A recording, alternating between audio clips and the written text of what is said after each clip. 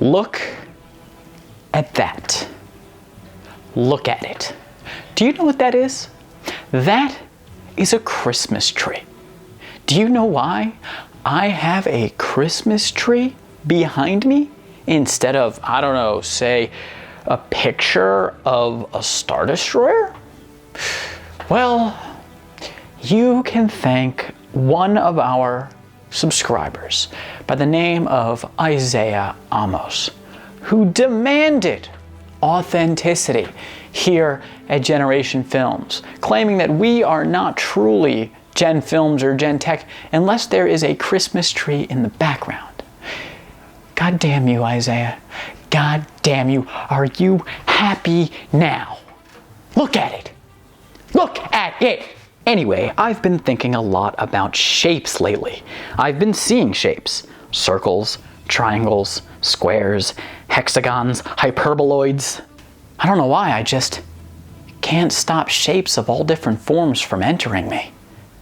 But the shapes are preferable to the voices.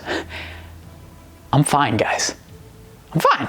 Specifically, I've been thinking about the shapes of ships. I mean, sci-fi franchises have to do so much to be original at this point, when it comes to writing up pretty much any of their lore or designing their technology. The clever way that most franchises solve this is by just not being original. Oh, does your sci-fi franchise have a life-consuming hive race made up of simple creatures all linked together through a single central mind?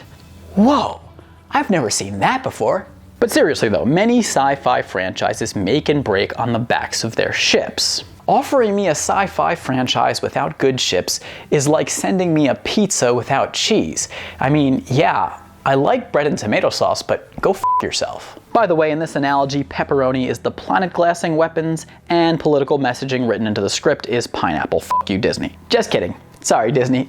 Please don't send another one of my family members to one of your re-education camps. But I digress. Sci-fi franchises often put a lot of effort into designing unique-looking space vessels. The UNSC from Halo has rectangular ships that look like guns, Mass Effect has living alien sea creature-like ships, and Doctor Who just went with a telephone booth because I assumed all of their writers were tripping on LSD. But let's be honest, the most iconic ship design in all of science fiction is probably the Dagger or wedge-shaped Star Destroyer from Star Wars. Literally every usually bubbly and positive Star Trek fan is currently smashing their heads against their keyboards and shouting, does the Enterprise mean nothing to you? Yeah, fair point, but that doesn't help the narrative of this video. The design of the Star Destroyer truly stands out and helped Star Wars to really catalyze the entire sci-fi space opera genre. So I asked myself, why did the designers of the Star Destroyer, which was first introduced in the first Star Wars film, make the ship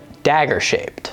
As it turns out, there's really no simple, clear-cut answer, but there are a few solid hypotheses out there. Hypotheses? Hypothesi? Hypothesize?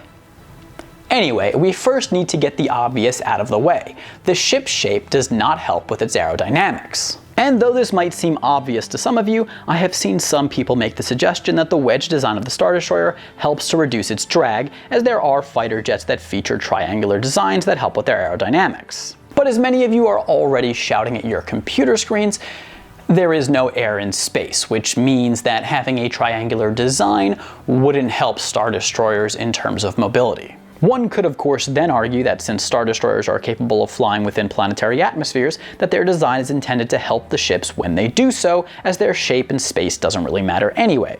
And yeah, this is a valid argument, but a couple of things to say to it. One, Star Destroyers don't often enter atmospheres, and when they do, they mostly seem to just hover around. So to think that the ship's look was conceived with atmospheric travel in mind seems a bit unlikely to me. And secondly, as Georgia Tech professor of space technology Robert Braun told Popular Mechanics back in 2017, the most aerodynamic shape for an atmospheric aircraft is the disc-like common flying saucer shape. At supersonic speeds, heat becomes an issue for an aircraft, and bowl shapes dissipate heat while providing, quote, predictable aerodynamics through all those speed regimes, end quote. Of course, humans have not been able to build a working flying saucer aircraft yet, but that's not for a lack of trying. Look up Project 1794 if you're interested in America's attempt in the 1950s to build a circular aircraft capable of Mach 4 speeds at an altitude of 100,000 feet. Still, if the Galactic Empire was able to figure out interstellar travel, I think they should be able to put together a disc-shaped aircraft. Simply said, if you believe that Star Destroyers were given a triangular shape for atmospheric travel reasons, you're doing a lot of mental gymnastics, and there are better explanations for their shape out there. One of the more popular suggestions is that Star Destroyers are dagger-shaped because such a structure allows for more forward-facing weapons. For rectangular-shaped ships to have forward-firing weapons on their sides, they have to sacrifice space that could be used for side-facing weapons. And in order for port and starboard weapons on such ships to fire forward, the ships would have to perform broadside attacks a la the pirates and navies of yesteryear. In other words, this claim asserts that a triangular shape allows for more efficient weapons operation. Simple as that. And this is one of the more popular explanations for why the wedge shape makes sense. However, personally, I don't really buy it. Why? Well, how important is it that weapons are forward-facing? There are really no directions in space aside from what a ship's current microgravity dictates for the immediate surroundings. Though, I suppose, please don't drive us into the goddamn sun is a direction. In space, what's most important is that a ship's weapons and technology are omnidirectional, left, right, backward, forward, whatever. If there is something that makes sense about the build of Star Destroyers regarding its weapons, it's the ship's tiered or stadium seating-like structure. The further back on the ship, the more layers there are stacked on top of each other. This allows for a clear line of sight for more of the ship's operators and presumably for more efficient weapons operation. That said, this doesn't really justify the triangular shape at all. Triangles make no sense in terms of structural ergonomics, and a stadium seating design is possible on ships of a variety of shapes. So then what do I think is the best explanation for the wedge design? Well, I go with the explanation that one can infer from legends. First, let's go back to the Tarkin Doctrine.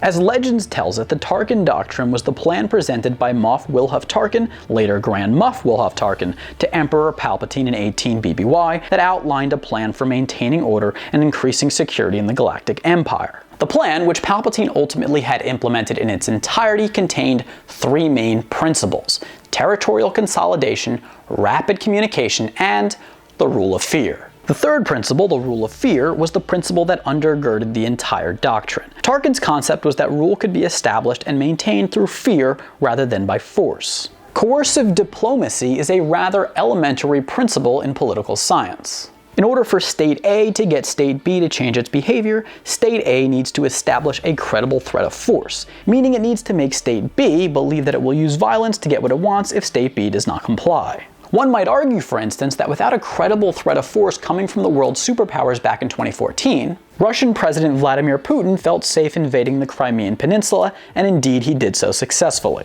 If he had thought he'd be attacked for doing so, he might not have done it.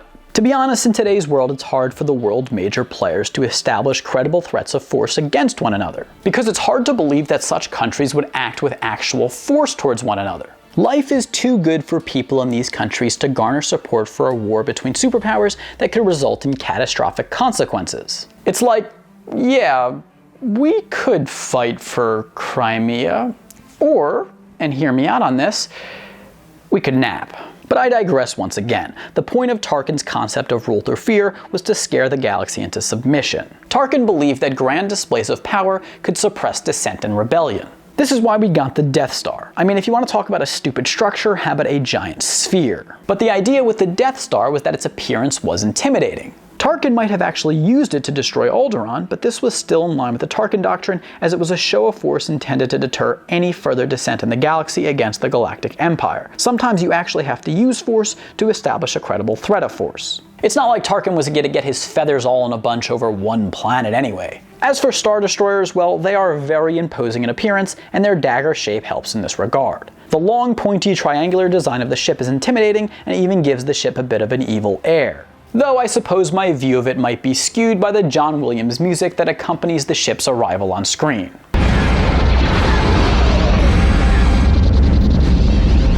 The ship is meant to scare in the same way a witch's nose does. It's really as simple as that in my view. And I suppose that lore enthusiasts might point out here that the Star Destroyer was actually not the first wedge-shaped ship in Star Wars history, and that its design was actually based on earlier ships. For example, there was a dagger-shaped Mandalorian warship that was used by the Mandalorian Neo-Crusaders thousands of years before the rise of the Galactic Empire. This ship is often thought of as the inspiration for Star Destroyers. And the Mandalorian Neo-Crusaders may or may not have implemented a wedge design for the purpose of instilling fear in their enemies. But just because other powers in Star Wars history, including the Galactic Republic, used dagger-shaped ships, doesn't mean that the Galactic Empire didn't choose to adopt the design because it gave ships an imposing look. This all said, the lore doesn't really matter here because most of it has been retroactively applied to the Star Wars universe. We are trying to determine here why George Lucas and the team behind the original Star Wars film wanted the Imperial-class Star Destroyer that we see at the beginning of the movie